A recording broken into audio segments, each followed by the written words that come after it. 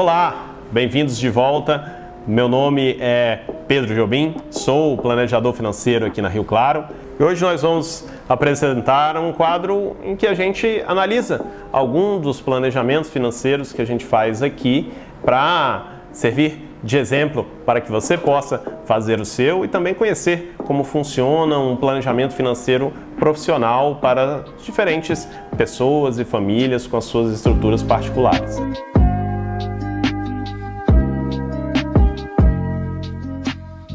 No caso de hoje, nós vamos analisar um tabelião.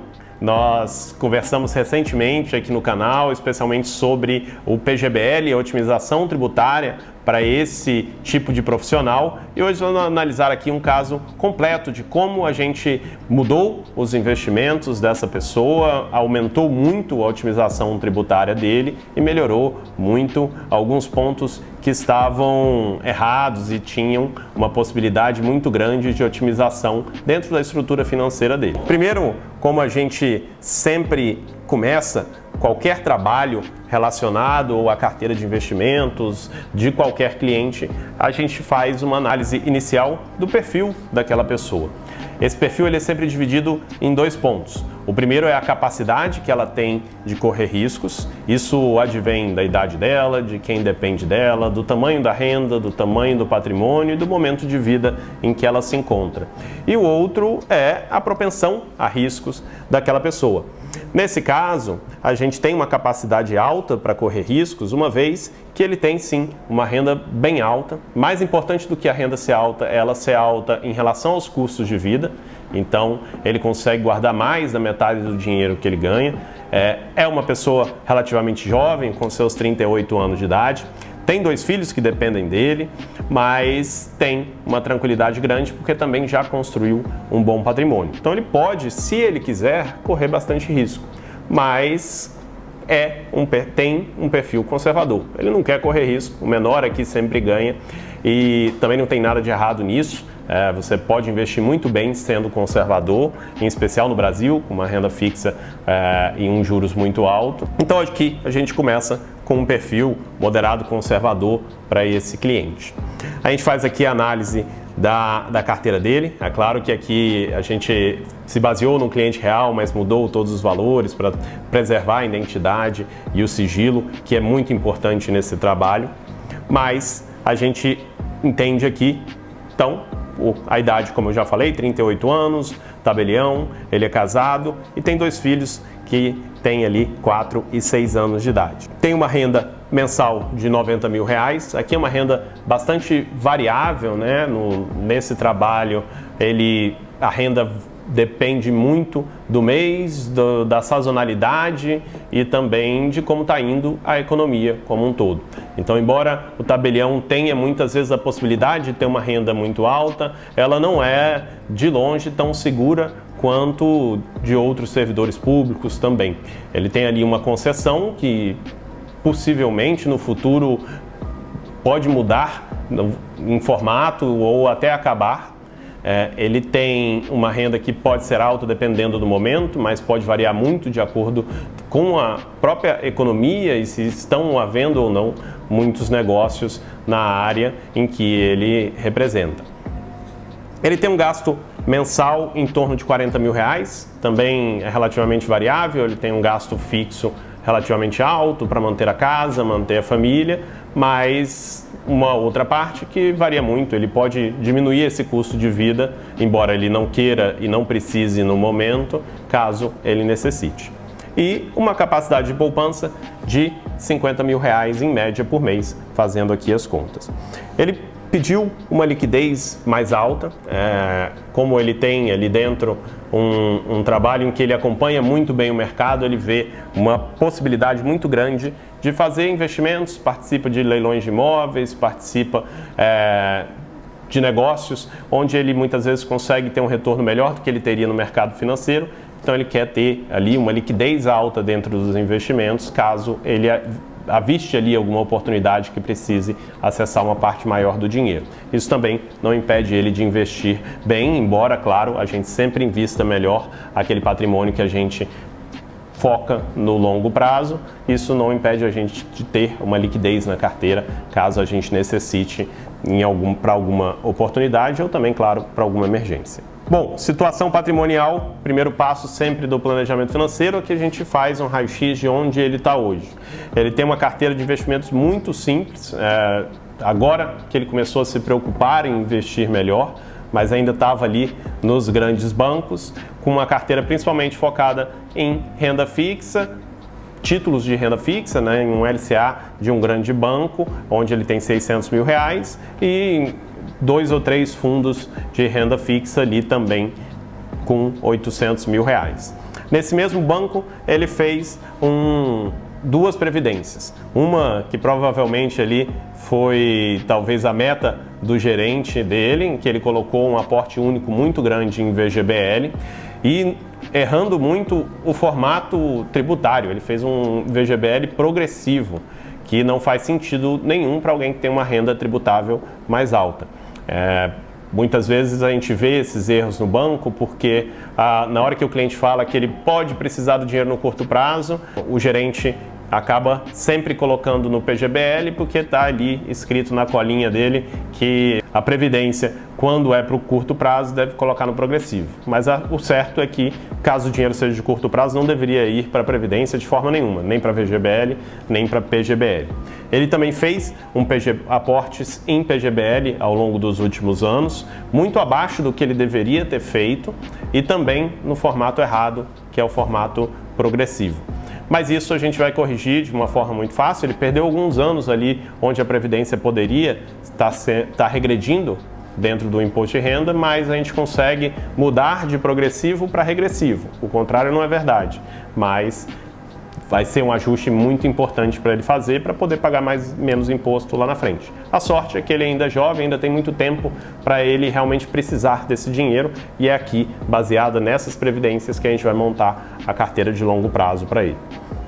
Também tem a casa onde ele mora e as salas ali que ele utiliza no cartório. Então, embora ele tenha alguns investimentos em imóveis, normalmente são investimentos de curto prazo. Ele não gosta de manter imóveis para aluguel, tendo uma consciência de que, em geral, não é um negócio tão interessante. Ele pega muito mais ali no mercado imobiliário oportunidade de compra e venda mais pontuais para ter um resultado mais rápido na diferença entre a compra e a venda. Totalizando hoje um patrimônio, a maior parte ainda imobilizado nos imóveis, de R$ 8.550.000, mas a gente vai focar principalmente aqui na parte líquida, que são os investimentos que ele tem disponíveis hoje. Sempre a gente inicia o trabalho do planejamento financeiro falando sobre segurança.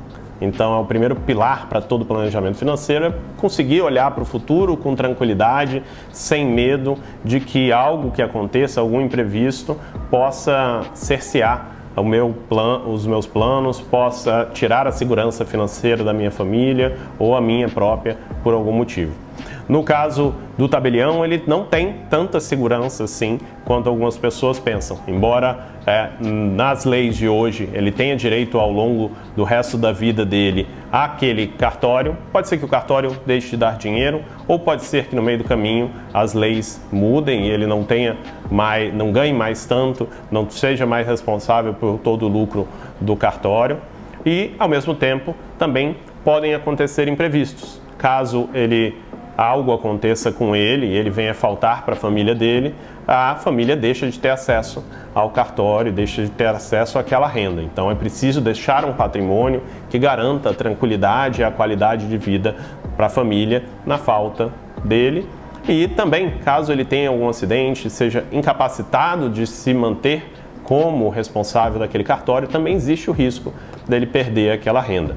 Então aqui a gente montou seguros de vida pensando especialmente no que pode acontecer de ruim com ele. Tomara que isso nunca aconteça, mas caso aconteça, ele já saltaria ali do momento que ele está hoje para a independência financeira dele. Então um seguro de morte, que é válido daqui até os 70 anos de idade dele, de R$3 milhões. Esses R$3 milhões seriam suficientes, somados ao patrimônio líquido que ele tem hoje, para manter a qualidade de vida da família, naquele patamar de R$40 mil por mês, por um período muito longo e com muita tranquilidade.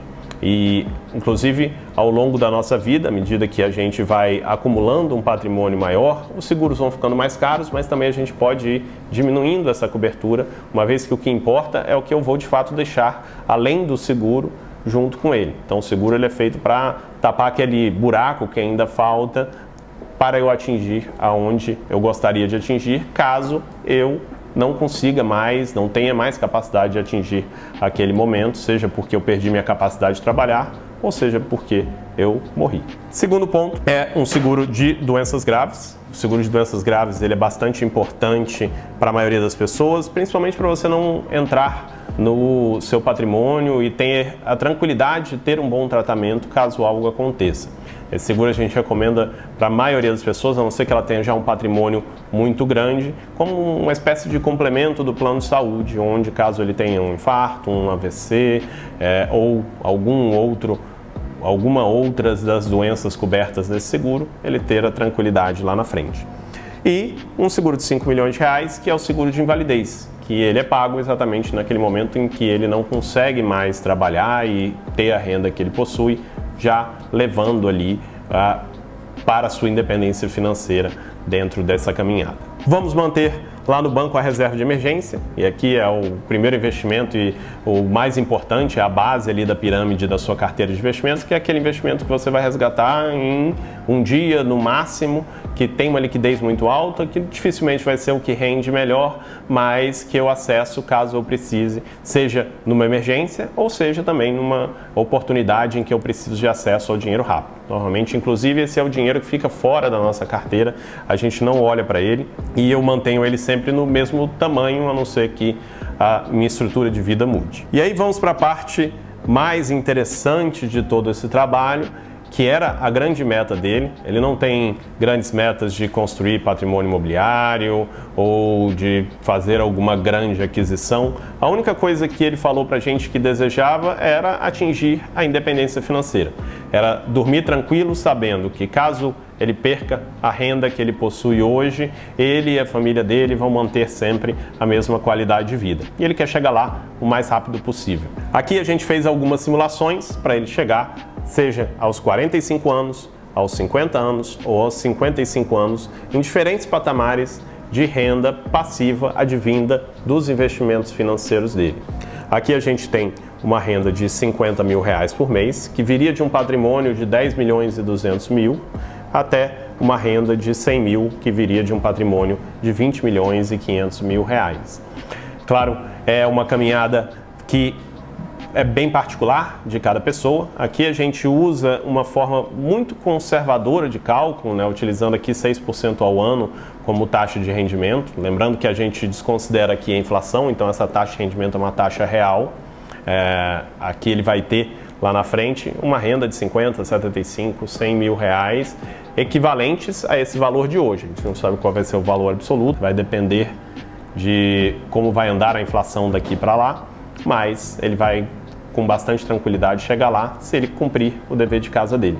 E aqui a gente mostra os diferentes cenários. Então, no primeiro caso, por exemplo, se ele quiser uma renda de 50 mil reais aos 45 anos de idade, ele precisa guardar 55 mil reais por mês, que está bem próximo ali da capacidade atual de poupança dele.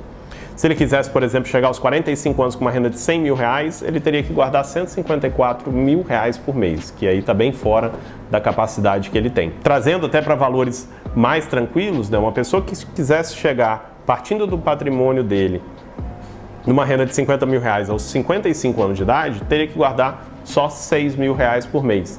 Aqui a gente entende o poder dos juros compostos ao longo do tempo, né?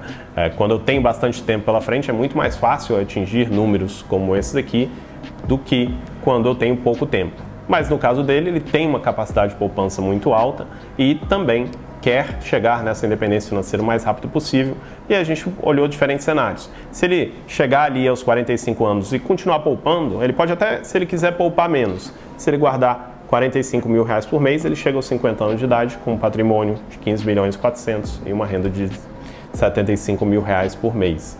Quando a gente fala aqui essa renda, quer dizer que esse patrimônio continua investido e ele pode tirar esse valor da renda todo mês para o resto da eternidade que o patrimônio principal vai estar ali sendo corrigido pela inflação e não vai perder valor. E na última simulação seria chegar aos 55 anos de idade, que normalmente é uma idade que realmente a gente já começa a querer desacelerar, trabalhar menos. Se ele guardar até lá R$ 35.500 por mês, ele vai atingir uma renda um pouco maior do que a que ele tem hoje, né, em que ele vai se sentir bastante confortável, de R$ 100 mil por mês. Como que a gente vai fazer isso? Aí é o grande ponto. Então, primeiro ponto, a gente vai trabalhar ali onde está a maior parte do patrimônio dele, que é a carteira previdenciária. Ele tem hoje um valor grande no VGBL, que está no formato errado. Nós vamos mudar para o formato regressivo e vamos portabilizar para uma carteira eficiente de investimento. Em geral, o VGBL a gente não resgata, a não ser que a pessoa realmente precise daquele dinheiro, porque a gente consegue hoje investir no formato previdenciário com a mesma qualidade que a gente investe fora, muitas vezes até nos mesmos fundos que a gente investe fora, com taxas muito boas, desde que a gente saiba os caminhos para chegar até eles. E o VGBL e o PGBL têm uma ferramenta muito interessante que não existe nos outros investimentos, que é a portabilidade. Eu consigo portar de um fundo para outro, mesmo que seja em outra seguradora, com outra estratégia de investimento, sem pagar imposto, sem ter incidência de nenhum custo.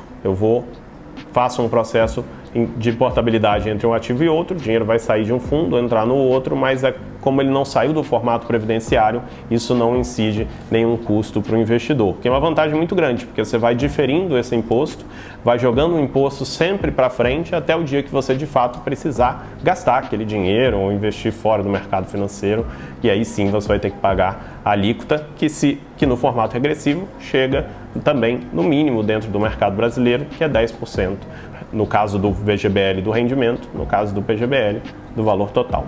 Mesma coisa vamos fazer para o PGBL, mas aqui com uma particularidade. A gente vai colocar um aporte mensal que vai dar para ele, ao longo do ano, uma restituição muito grande do imposto de renda. No nosso caso aqui na Rio Claro, o que a gente faz é sempre colocar um aporte um pouco mais baixo do que os 12%, especialmente porque o faturamento do cartório vai mudar ao longo do tempo. E no final do ano a gente vai pegar todo o demonstrativo financeiro do cartório para entender quanto que ele teve de fato de renda tributável total e fazer um aporte extra para garantir que ele tem o máximo de otimização tributária. No caso dele, por exemplo, a gente considera o faturamento médio mensal do cartório de R$ 300 mil, que é bem maior do que a renda mensal dele, que a gente colocou lá atrás, uma vez que, para fins de impostos, o faturamento total do cartório entra na pessoa física do tabelião e é como se aquilo ali tudo fosse rentabilidade para ele. E para finalizar, aqui eu não vou entrar em muitos detalhes de como a gente fez os ajustes dentro da carteira dele, até porque a ideia desse vídeo não é dar nenhuma recomendação de como investir, mas a gente tem a política de investimentos que é personalizada para cada pessoa. Então aqui a gente, olhando esse planejamento financeiro que foi construído junto com esse cliente, vai desenvolver os percentuais ideais que a gente tem que ter para cada cliente, para cada pessoa, dentro todas essas particularidades em cada estratégia de investimento. Quanto ele vai ter em renda fixa, de curto, médio, longo prazo, em diferentes formatos, quanto que ele vai ter em ações, quanto que ele vai ter no exterior, quanto que ele vai ter em fundos multimercado, em quais estratégias ele vai investir. Tudo isso fica muito bem claro e otimizado para o perfil de cada um. Bom, essa foi a análise de um planejamento financeiro quase completo aqui sobre um caso muito particular, que é um tabelião, mas o próximo pode ser sobre algo bem parecido com a sua situação. E se você quer também entender qual é o planejamento financeiro ideal e como a gente consegue otimizar toda a sua estrutura financeira, aqui embaixo você vai ter acesso a todos os links para entrar em contato com a Rio Claro Investimentos, marcar a sua primeira reunião sem compromisso nenhum para conhecer o trabalho e já começar essa consulta financeira e entender como que a gente consegue construir a melhor vida financeira possível para você dentro da sua estrutura.